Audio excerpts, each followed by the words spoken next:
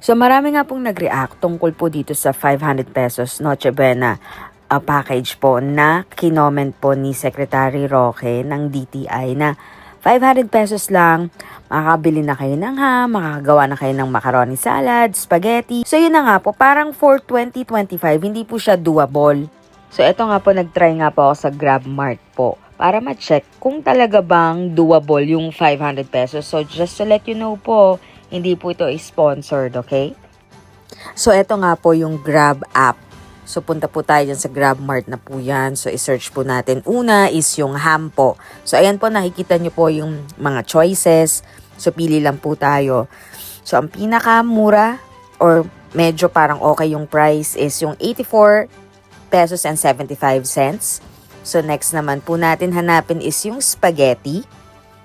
So, ayan po yung pinili ko naman po yung parang Fiesta Filipino. Parang meron na po siyang kasama na pong sauce. So, ang pinili ko naman po dito is yung may cheese.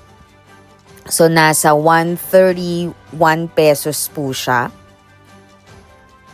So, ayun po, dalawang item pa lang po yung napipili natin.